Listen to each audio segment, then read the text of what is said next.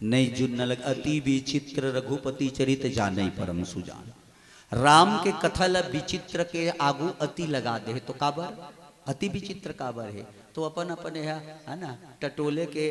भाव है भाई राम कथा काय सागर के सागर है बूढ़ाओ कोनो माड़ी भर में तौरा थे कोनो जांग भर में कोनो का आई तो गए है जत कैला मत ले अपन अनुभव से अनुभव बस जैसे थोड़ा पीछे हटत हो दाई हो विप्रधेनु सुर संत हित लीन मनुज अवतार कहे। भगवान राम मनुष्य रूप में काबर आई काबर यही तो कारण खोजो क्यों काबर। उत्तरकांड में भगवान खुद कही दे है कि मानव जीवन जो है सब साधन के धाम है ना भाई साधन धाम मोक्ष के द्वारा।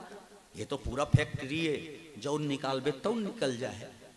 वो तो ईश्वर है भगवान। फिर ओला मनुष्य रूप में का जरूरत पड़ गया है कि जी काबर है इस बताओ अब अनुभव करी तो मोला इसे लगते है छोटे बुद्धिम भाई खग जाने खग ही के भाषा। भगवान ऐसे सोचीज का कि मानव के भाषा ला मानव ही समझ ही दाई आदमी भाषा ला आदमी समझ ही हो। अच्छा चलिए एक साइड में कुकुर बिलाई पशु पक्षी जोन भी है गाय बैल भैंसा जोन सब जत कहते ले एक साइड रख दे और एक साइड में आदमी ला। अब कोनो भी आदमी ला पूछो कि एमा दोनों में बुद्धिमान कौन है तो सब कोनो कहबो कि भाई आदमी बुद्धिमान है जी ऐसे नहीं कहबो बोला थोड़े कहबो बुद्धिमान है कि पशु पक्षी ला आदमी चले कहबो सबसे ज्यादा बुद्धिमान तो आदमी है ऐसे कहबो। अच्छा चलो हमन का कथन तेला वो समझते ना कुकुर बिलाई पशु पक्षी मन जैसे भैंसा है आ जाए ऐसे कहबो तो अच्छा चला गाड़ा बैलम जा था और मान ले जाए ओला खड़ा करना है तो ओला बिहानियाल संझा तक कहत रहा ए भैंसा तोला घर में पैरा दे हूँ तोला घी में रोटी सान के दे हूँ खड़ा होना इसे कहती मान नहीं समझाए वो नहीं रुका वो ओला हो कह दे तो ये ब्रेक है ओकर है ना रुक जाए हो तो तोर भाषा समझा थे तो माने मनुष्य के भाषा ला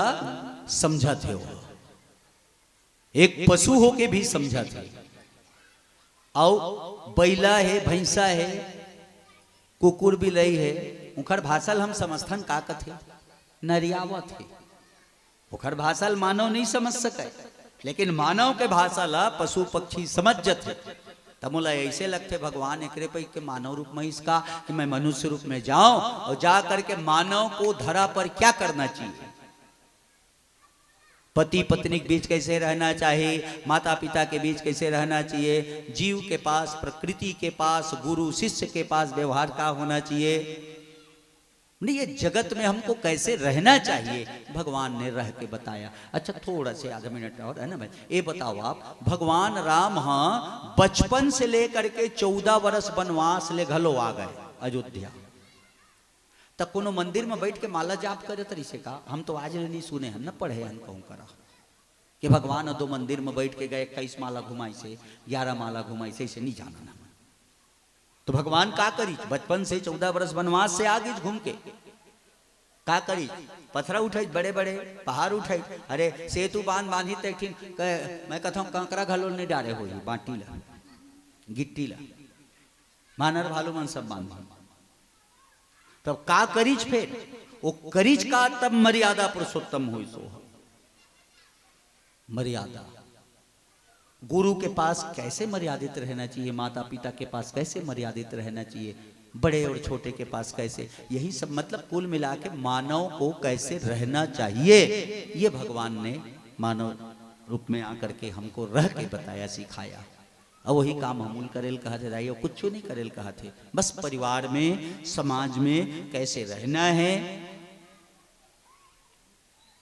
बस यही अगर रहेल सीख लें तो जीवन के लिए कथा सार्थक है। चलिए एक बोलिए भगवान श्री रामचंद्र की जय हो। आप सबको सूचना कर दूं कि हमारे बीच में श्री जगत गुरु रामानंदाचार्य स्वामी का आगमन होने ही वाला है 15 मिनट के आसपास में। परम श्रद्धेय श्री धीरेन्द्राचार्य महाराज जी चित्रकूट वाले का आगमन होना है अस्तु आप लोग बिल्कुल मानसिकता बना करके पूरी तैयारी के साथ आयोजन समिति रहिएगा। हम आपसे निवेदन करते हैं, तब तक के लिए मंडली से हम निवेदन करते हैं आप अपना प्रस्तुति देते रहिएगा। धन्यवाद। प्रेम से बोलो राजा रामचंद्र की जय।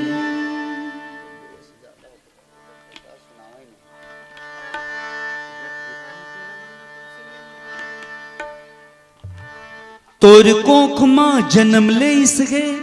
देखिए बच्चा जन्म कीड़ा मकोड़ा भी दे सकते हो, देते अपन लड़का के लिए घोंसला वो भी बनाते, रहे बर चारा है ना, घर सबके व्यवस्था वो भी कर लेते, उसके बुता हमू करत है। शंकराचार्य जी आवत है दाई है ना, ओखर स्वागत में रहो, भले मोर कार्यक्रम जैसे लगे लेकिन ओखर अगवानी में जरूर रहो। आप बच्चों को संस्कार, एक गीत के बाद संस्कार के ऊपर चर्चा करी हो।